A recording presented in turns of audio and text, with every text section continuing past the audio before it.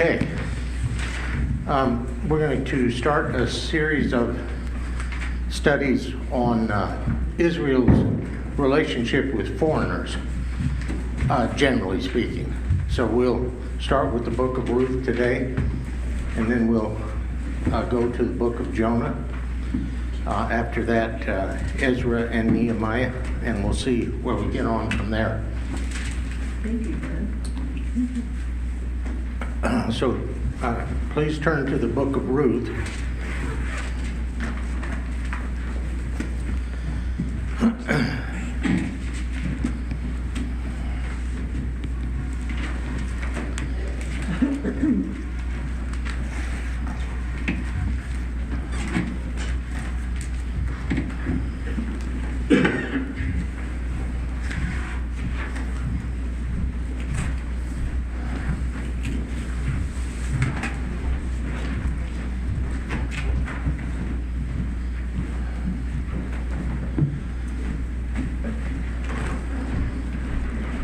So as the text itself states, this story takes place in the time of the judges.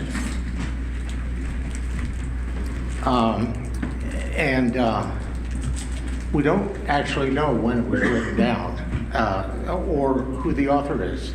The author is not stated. A number of solutions to that have been proposed. Some, of course, think that it's just a work of fiction, more or less a fairy tale. That's a difficult claim to maintain unless you're in the school that says everything in the Bible is made up.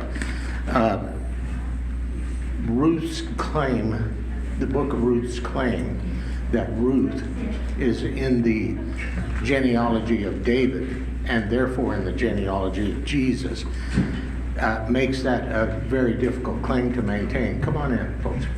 Turn to the book of Ruth once you get seated. I just stated that we're going to start a series of studies on Israel's relationship to foreigners. And so we're starting in the book of Ruth. Now, you are going to have a fight on your hands, and for the so-called scholars that claim this, that this is just one of any number of made-up stories, has nothing to do with history. But the book itself claims that Ruth and her husband, Boaz, as we will later see, is the great-grandmother of David the king.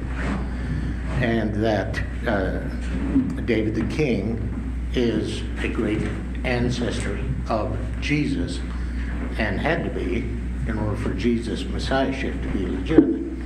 So the claim that this is just fiction is very shaky, and every serious Jew will fight you on it, and every serious Christian will fight you on it. So that's why it's not taken very seriously. But the nature of the book and the authorship of it, of course, are because of the nature of the book and the authorship being in question, you have a lot of speculation about what period it could actually have been written down in, although the story itself comes from, as it states, the period of the judges. When was it actually written down? One interesting theory is that the story originates with Samuel, who would have known the lineage of David, although Samuel himself is, of course, much later than these events that the book is describing. But Samuel would have known the lineage of David, and there's really nothing to support that, but what you have is a very literary work. This is high quality work, the way it's structured. So it's an historical tale that is put together in a very artistic way. So you have somebody who's done this, who can write and who knows the history. When was it written? That is also a matter of speculation, particularly because of the problematic issue of Israel's relationship with the Jews.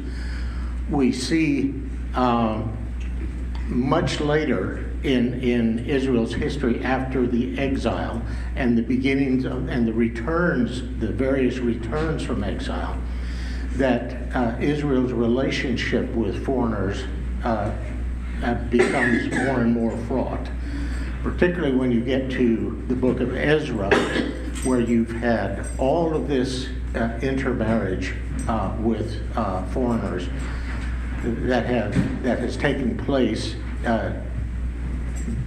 since the time that Ezra and Nehemiah brought their people back. And Ezra was forced to some extreme, very harsh conditions to deal with this issue of the intermarriage with foreign wives. And Ruth, of course, is a foreign wife. She's a Moabitess, to use the feminine term. So just a quick rehearsal of some of the history. You had four returns from Babylon.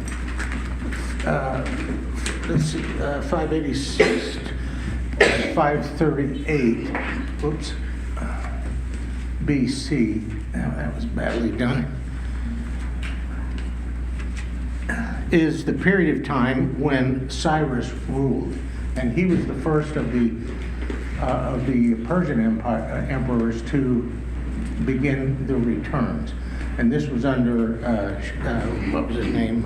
Sheshbazzar, was it? Yeah, Sheshbazzar. Interesting. That's also a Persian name. So sometime in this period is the first return. Okay. And what you see at this period of time is a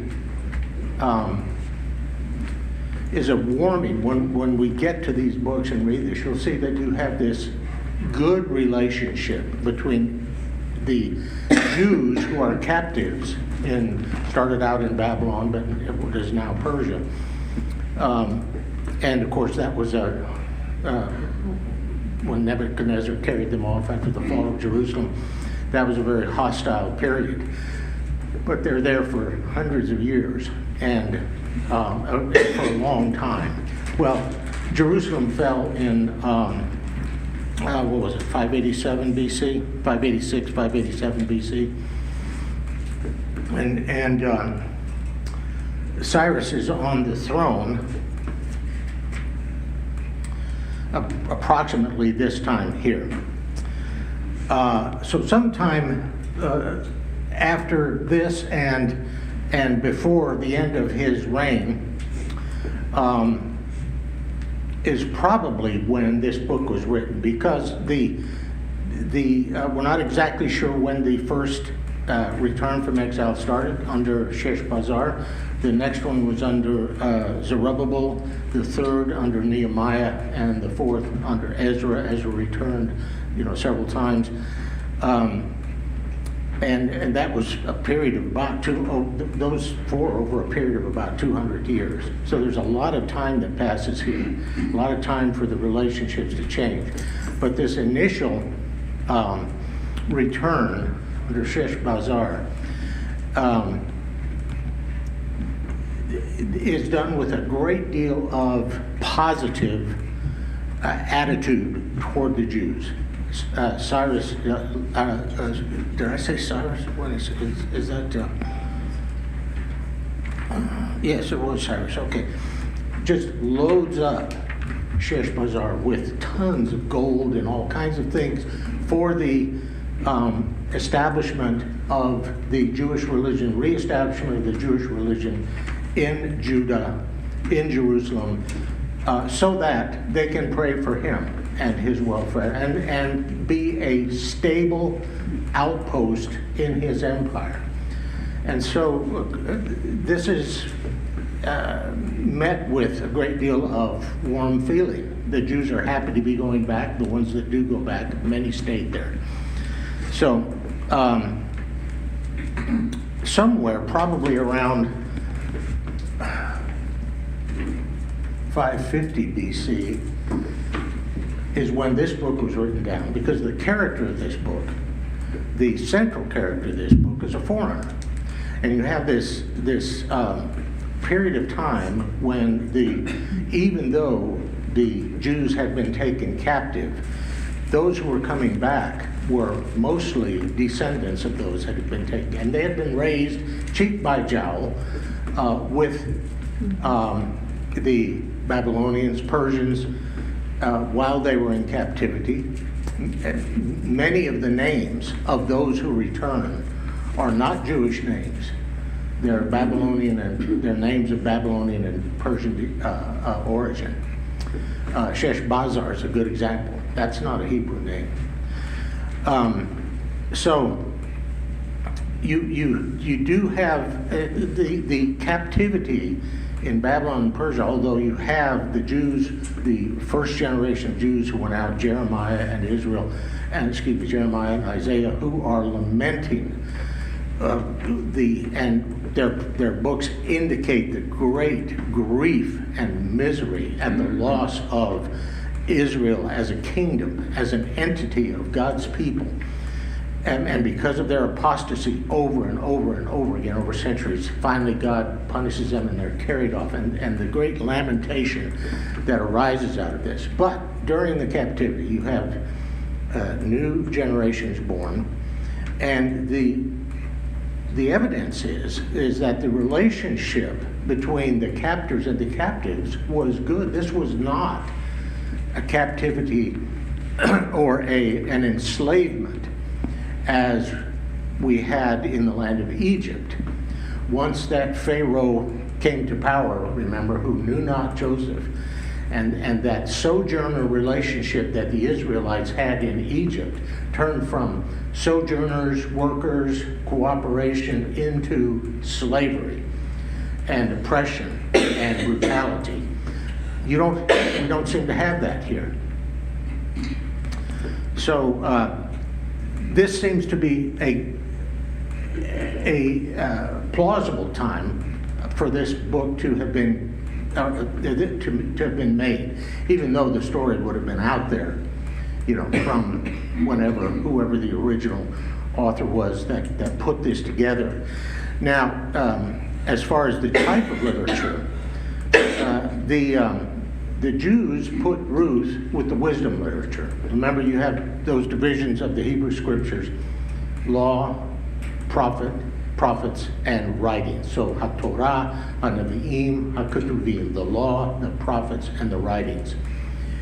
And the writings include everything from the historical works to the poetry. Okay, so Psalms, Proverbs, Job is in the wisdom literature. The writings include not only the historical works, but what's called the wisdom literature. So Ruth seems to be ordered. In the Hebrew Bible, the book of Ruth comes right after the book of Proverbs. So it's right there with that type of literature. It's considered. It's not with the historical books. So the Christian Bibles, the main Christian Bibles, I can't remember what the Catholic Bibles do in this case, but certainly all the Bibles used by the so-called Protestant churches put Ruth right after the book of Judges, based on the contention of the book that that's when the story takes place. So,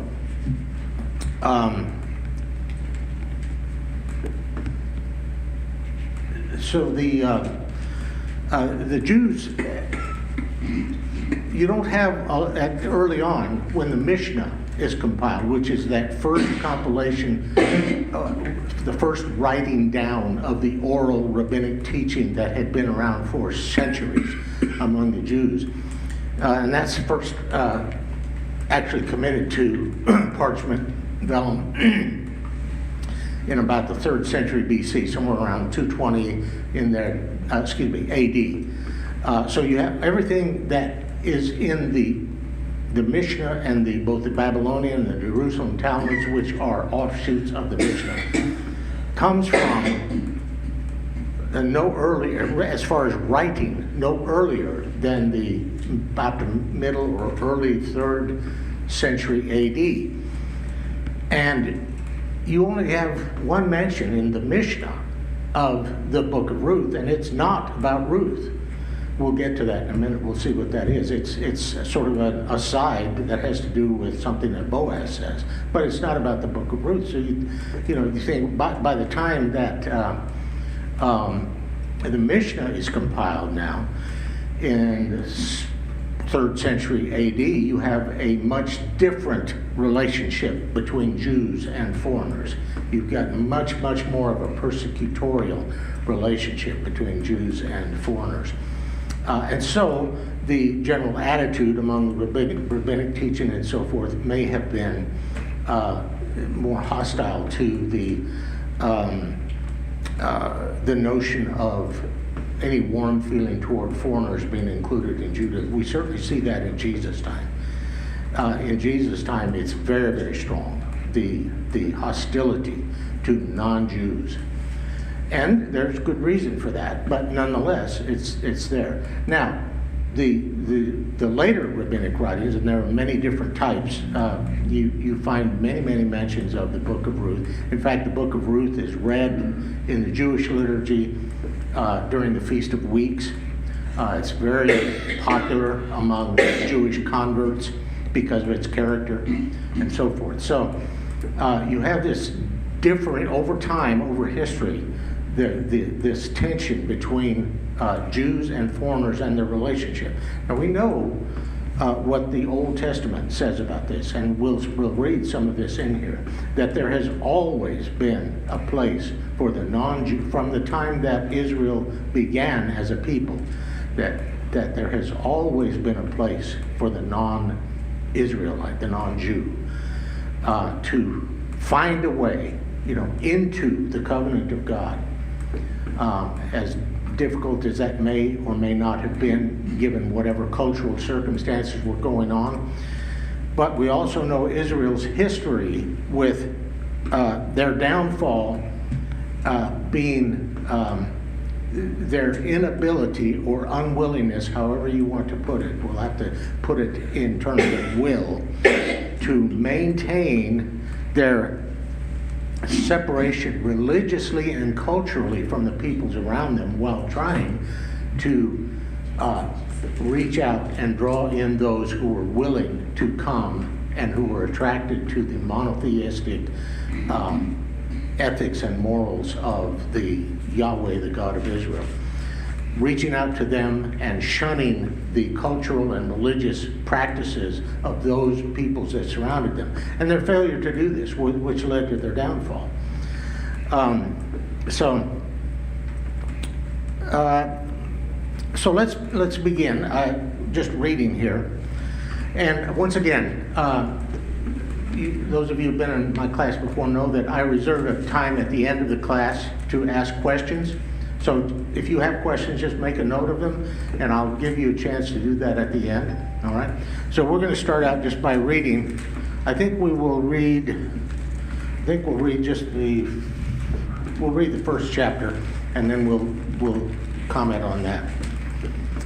In the days when the judges ruled, there was a famine in the land, and a certain man of Bethlehem in Judah went to sojourn in the country of Moab, he and his wife and his 2 sons. The name of the man was Elimelech, and the name of his wife Naomi, and the names of his 2 sons were Machlon and Chilion. They were Ephrathites from Bethlehem in Judah. They went into the country of Moab and remained there. But Elimelech, the husband of Naomi, died, and she was left with her 2 sons. These took Moabite wives. The name of the one was Orpah, and the name of the other Ruth. They lived there about 10 years, and both Machlon and Chilion died, so that the woman was bereft of her 2 sons and her husband. Then she started with her daughters-in-law to return from the country of Moab, for she had heard in the country of Moab that the Lord had visited his people and given them food. So she set out from the place where she was with her 2 daughters-in-law, and they went on the way to return to the land of Judah. But Naomi said to her 2 daughters-in-law, "Go, return each of you to her mother's house. May the Lord Yahweh deal kindly with you as you have dealt with the dead and with me. The Lord grant that you may find a home, each of you, in the house of her husband." Then she kissed them, and they lifted up their voices and wept. And they said to her, "No, we will return with you to your people." But Naomi said, "Turn back, my daughters. Why will you go with me? Have I yet sons in my womb that they may become your husbands? Turn back, my daughters, go your way, for I am too old to have a husband. If I should say I have hope, even if I should have a husband this night and should bear sons, would you therefore wait till they were grown? Would you therefore refrain from marrying? No, my daughters, for it is exceedingly bitter to me for your sake that the hand of the Lord has gone forth against me." Then they lifted up their voices and wept again, and Orpah kissed her mother-in-law, but Ruth clung to her. And she said, "See, your sister-in-law has gone back to her people and to her gods. Return after your sister-in-law." But Ruth said, "Entreat me not to leave you or to return from following you, for where you go, I will go, and where you lodge, I will lodge.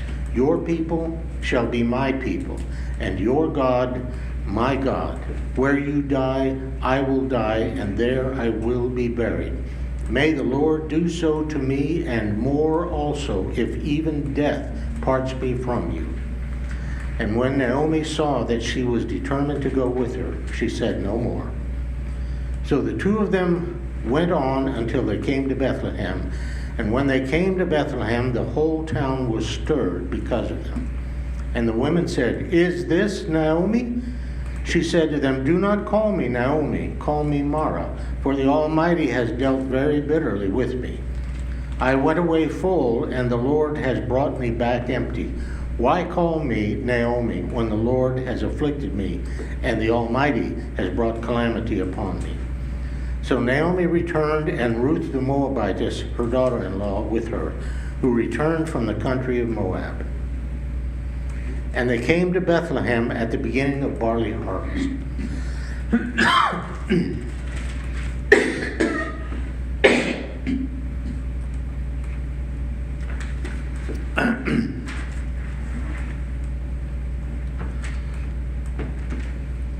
Now, let's look at some details of the text here. Elimelech, whose name, by the way,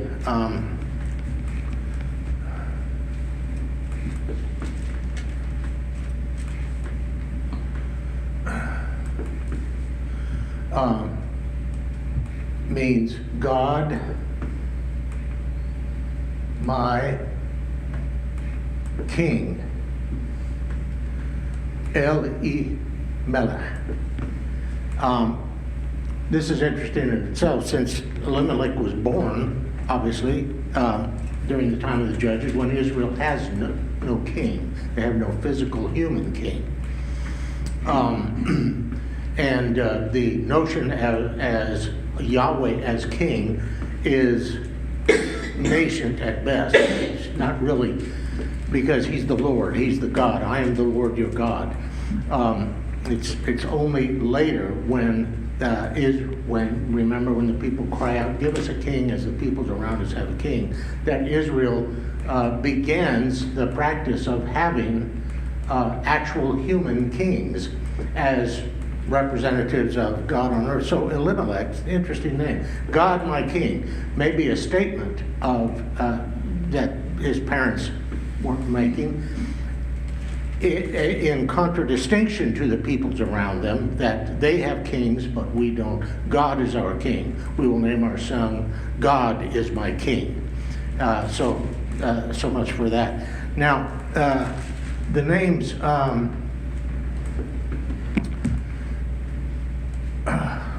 terrible. Mahlon and Chilion are also interesting. I've actually known somebody who had this name, fifth, sixth grade, Windsor Park Elementary, Corpus Christi, Texas, Malin Sumwell. His family pronounced it Malin. And I didn't know any better. I only learned much later, that this is a biblical name. But this comes from a Hebrew verb. Sorry. I'm going to be careful now. I'm not trying to, do this in Hebrew character. Let's see, it'd be kala. That's an A there, kala, which means to be sick. Machlon would mean someone who is sick. Now, he may have been a sickly child. Do you remember Nolman, S. Nolman? But it's an odd name for a kid, right? To name him for being sick, which is an infirmity. He may have just been a weak kid or a weak child, or who knows. But normally, children are named for something that has to do with something, either about them or their circumstances at their birth. Killian, let's see, how do we do that? This otherwise doesn't appear in Scripture, that this verb, this root, except in the word destruct. Well, it comes from a verb, a root that means to lay waste, to destroy. And so maybe Killian was one of those babies that, breaks the crib open and, tears up the high chair, knocks over the Gerber's baby food, throws stuff across the room. You probably had a son like that, some of you. But once again, this means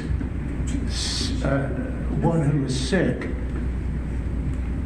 And this one would mean waster or destroyer. So I just mention that because these things are interesting, we might as well notice them. No more is said about it, except that just as Elimelech, and we read in verse 3, but Elimelech, the husband of Naomi, died, and this is right after, we don't know how much time passed between the time that they got to Moab and Elimelech dies. We're not told that, but he passes away. And after he passes away, Machlon and Chilion marry Moabite wives, Orpah and Ruth, and they're married for 10 years. No children are born. And then they die, and we don't know why. So now you have the situation where, also one other thing I wanted to know, they are called, the Elimelech and his family are called Ephrathites.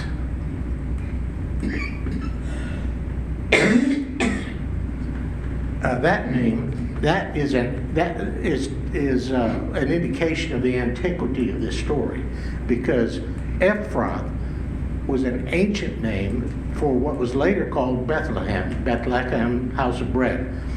That community there was originally called Ephrath. Let's look at, it's in, where's my note on that? Here it is, 1 Chronicles 2:19.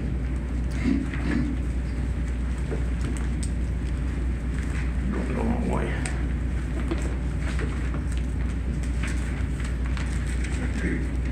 It's interesting for a number of reasons. One, it's the ancient name of what was later called Bethlehem. And secondly, it's named after the wife of Caleb. Remember, one of the spies that went into the land? Verse 19 of chapter 2 of 1 Chronicles. When Azubah died, this was a wife of Caleb, Caleb married Ephrath, who bore him Hur. Hur was a father of Uri, and Uri was a father of Bezalel, etc. So Ephrath, the clan in that area, the people, came to be called Ephrathites. And why would they, instead of Calebites, why would you name a community after the mother? It's very odd in the culture of Israel.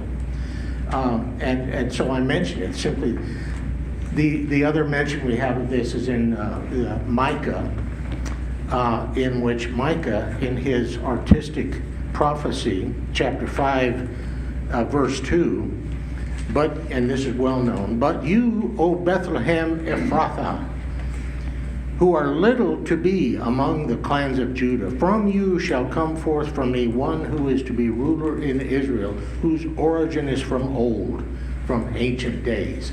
That's a wonderful prophecy. That's a messianic prophecy. And in that prophecy, Micah acknowledges the ancient name of Bethlehem Ephrathah. So they're called Ephrathites, after the wife of Caleb. So you have that phenomenon of a clan of people being named after a wife of Caleb, not Caleb himself. And very interesting, given the sort of later and the cultural place of women, so to speak, in the ancient Near East and the modern Near East, for that matter, outside of Israel. Okay, so back over to Ruth. So you have now Naomi, who is bereft of her husband, and then 10 years later, and she still has her 2 sons. She has plenty of support, as far as they could get support in that land, and we don't know all their circumstances. We're not told that they prosper or anything like that, but they're subsisting in any case. But then both her sons die, who have married. And so now we have Naomi herself, who is a widow, and the 2 daughters, who are widowed of the 2 sons. And this brings up that persistent plight of women in antiquity who have no protection. And we must acknowledge that unprotected women in antiquity, as we will see as we go on in the book here, are extremely vulnerable, and they can be in dire circumstances, because if they cannot find, for example, if a woman is unable to remarry, or if she cannot return to her family for whatever reason, maybe her family has died out, or she can't get back to them, how will she live? There's this Tennessee Williams play called The Streetcar Named Desire, in which Blanche, the sister of whatever her name is, has a famous line that says, "I have often relied upon the kindness of strangers." Well, this is the plight of women alone. If a woman is unable to find a way to support herself through some industry or other, and age may prevent her from doing that, then and she is not able to find charity, then she's left with 2 possibilities, and those are begging for your daily food and shelter and clothing, however you can hold body and soul together, or resorting to prostitution. And these are the options for women who are unprotected and who no longer have the support of husband or family. And so Naomi realizes this. Once her 2 sons have died, now you don't have just one woman, you have 2. But the 2 daughters-in-law, at least, are in the vicinity of their own homes. And so Naomi, for their protection and for their sake, because of her goodness of heart, doesn't think, I need to keep them around me to,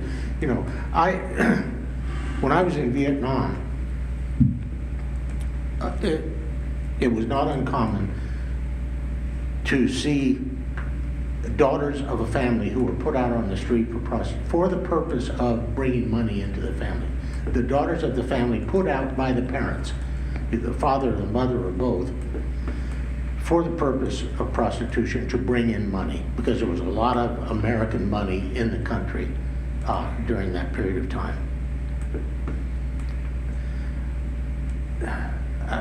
This is the kind of thing, but Naomi is not that kind of mother-in-law.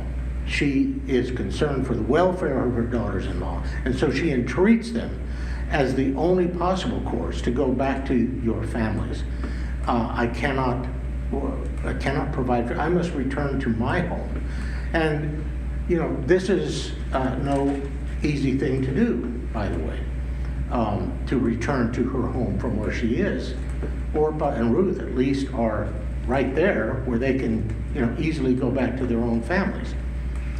And this was customary. I mean, a father would not turn away a daughter unless it was some intervening circumstance, that would preclude that. But any family whose daughter had married and gone out of the house and had established her own house, and whose husband then died and did not have grown children to support her, could and would come back to her own family, either the household of her father if he was still alive, or possibly one of her brothers or sisters. Someone would take her in.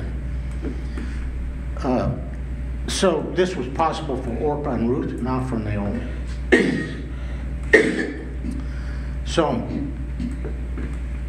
and this shows us, this is the beginning of showing us the heart and soul of Naomi, who she is. She loves her daughters-in-law, as we will see, loves them as her own, and she could not love them more if they were her own daughters. And they return that love. And this tenderness, is something that we don't see everywhere in the Old Testament. We don't even see it in the New Testament much. This kind of familial tenderness that because so often the events of the Bible are taken up with just the narration of the facts and so forth, and you don't see this. She started with her daughters to return from the country, and she set out from the place, and Naomi says to her daughters-in-law, verse 8, "Go, return each of you to her mother's house. May the Lord deal kindly with you, as you have dealt with the dead and with me." And this is a grievous parting.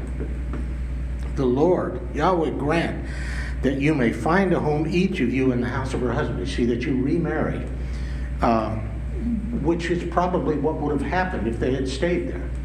They would have remarried. And we're not told anything about the physical attractions of any of these women at all. None of that is important here. The default position is marriage. And everybody knows that. There's none of this, I've got to be me, I've got to be me, or I am woman, hear me roar, 'cause I'm whatever than before. None of that, that's rubbish. And that has been the bane of modern civilization.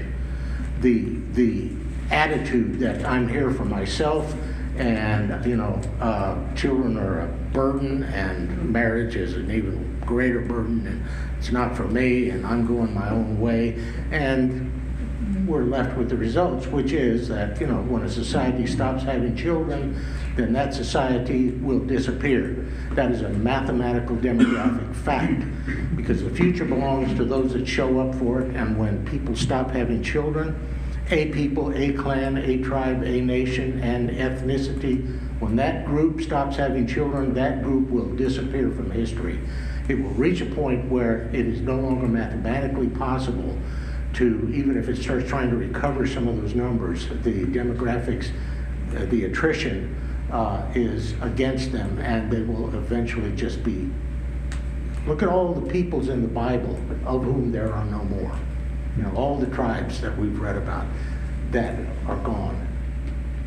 The only record of them is here. There are no people left. And that's not because of not having children, by the way, because everybody wanted to have children. So anyway, that will be their lot. They would remarry, but they don't want to leave her. And this is testimony to their own hearts and spirits and souls. They love Naomi. This is a real loving relationship, mother-daughter relationship that is developed. And we don't see that a lot, in history. You see daughters, and mothers-in-law trying to slay daughters-in-law, and you see all of every wickedness that you can think of, mothers slaying sons, sons slaying mothers. This is a tenderness here that is atypical of the literature of the period, and it's notable for that alone, if not for anything else. All right, so then she kissed them. And they lifted up their voices and wept. And they said to her, "No, we will return with you to your people." But Naomi said, "Turn back, my daughters. Why will you go with me? Have I yet sons in my womb that they may become your husbands? Turn back, my daughters. Go your way, for I am too old to have a husband." And then this astonishing scenario that she paints to put in stark relief the seriousness of the situation, why they need to leave her and go back and remarry in their homeland. I'm an old woman. You know, she's probably saying she's past the age of bearing children. We don't know how old she is, but in any case, even if I should get a husband today and bear sons today, could you wait while my sons grew up to be of a marriageable age?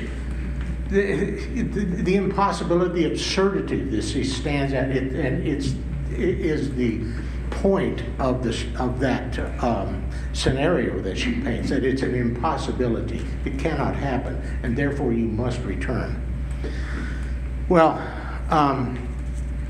Orpah, whether she is persuaded by this absurd possible scenario as it's been put forth, or in other words, you can't stay in my family, neither of you, because I have no way to keep you in my family. What will the relationship, what relational tie can you now have to me and be a married woman? You can't be married to any of my relatives because there are none. And even if I raise some up, you know, how old would you be? And when they're young men ready to marry, see, it's all absurd. So Orpah is possibly persuaded by this, or she simply, she's not the person to go to say what Ruth says in her famous statement. And so Orpah returns, grieving. And so we don't want to blame Orpah for that. She's simply not the person to return. God has a special plan for Ruth. And Ruth makes her famous statement, which I love in the King James, "Whither thou goest, I will go." And here, Ruth said, "Entreat me not to leave you or to return from following you, for where you go, I will go, and where you lodge, I will lodge. Your people shall be my people, and your God my God. Where you die, I will die, and there will I be buried. May the Lord do so to me, and more also, if even death parts me from you." And when Naomi saw that she was determined to go with her, she said no more. This is the heart of the book of Ruth right here. This is the greatness of the woman Ruth, and this is why the book of Ruth came about. I mean, it is history. This is who she was. This is why it came about, and this is why it was retained in the Hebrew Scriptures, despite the fluctuations of feeling between foreigners and Israel throughout their history. From periods of warmth during the first return, when all of this wealth was given back to them to carry back to Jerusalem to reestablish the religion of the Jews, to as a solid and stable and praying outpost in the empire of Cyrus. And all of this good feeling, go back, take all this wealth with you, you know, pray for me and pray for my kingdom. Because Cyrus has his own piety, you see. So this is the greatness of Ruth, and we're at the end of the time. Next time we'll take this up here. I want to go over this oath that Ruth utters here. May the Lord do so to me and more. Also, if even death parts me from you. So, questions, comments? Oxley. In the Indian Asian culture, if you are a widow or you're an orphan, you're untouchable. It is so dire, exactly what you're saying. But Ruth had it good. You could see that God is with this woman all the way.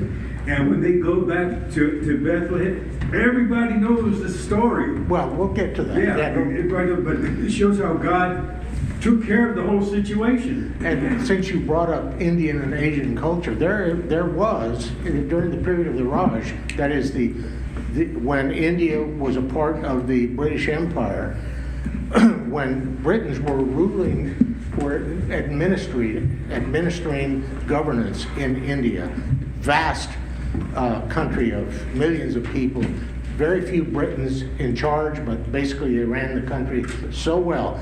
And there was a custom called sati, in which when a woman's husband died, when his body was cremated, she would be put on top of the fire. This is a great deal of difference we see here.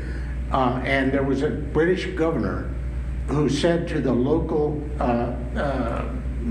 men in charge of this, they said, well, this is our custom. He said, you can't do this. They said, this is our custom. He said, all right, you carry out your custom, and you go ahead and burn that widow on top of the fire, and then I will carry out my custom, and I will hang you. And that custom stopped pretty quickly. But you're absolutely right. Different circumstances, and but once again, that also highlights the difficulty of women who are bereft of husband or support. Anyone else? Sheila? You have a map there. Where is home? Oh, well, I was going to get on to that. Sorry. The return, we hadn't actually gotten to the return yet, but they're here somewhere in Moab. Moab is over here, okay? And I'll leave this till next time, but because I just didn't get to it. But basically, I was just going to show the difficulty of the journey, even though, as the crow flies, it's not very far to get from Moab back into the area of Bethlehem, but crow travel was pretty undependable at that period of time. But we'll do that next time. I'm sorry I didn't get to that, but you know I love maps, so it's like my security blanket out here. Anyone else?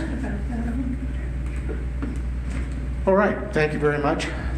We'll take it up here at Ruth's statement next week.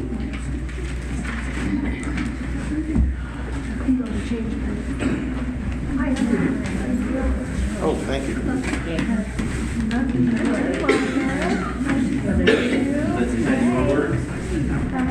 That's a lot. Good to see you. What is that written on? Oh, it's not that. Yeah. Paul will probably be interested. Thank you, Scott. You're here. Oh, probably. Yeah. Loves I said, Scott, I'm sick. He's an actor. How are you, Cindy? I'm not fried. You've almost smacked Mark right now. Thanks, Paul. I thought I was.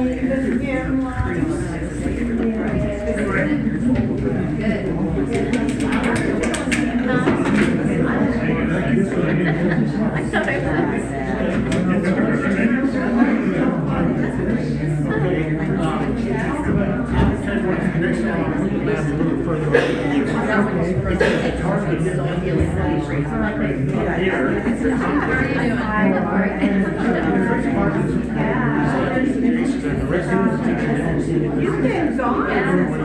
I've been sick. Pretty close because my house clean and I work at Olive Garden. Yeah, I'm really there every day, so I just live less than 2 minutes. The house cleaning kind of makes up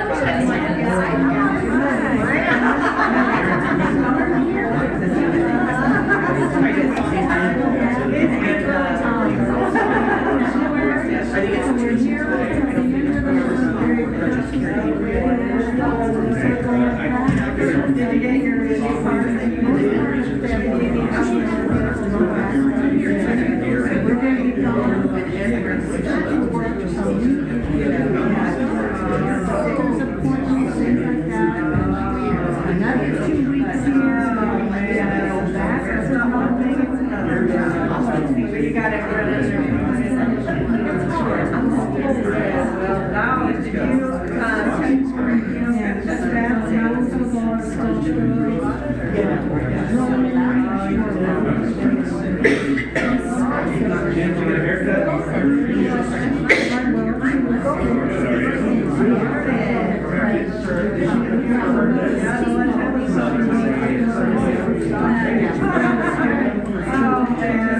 I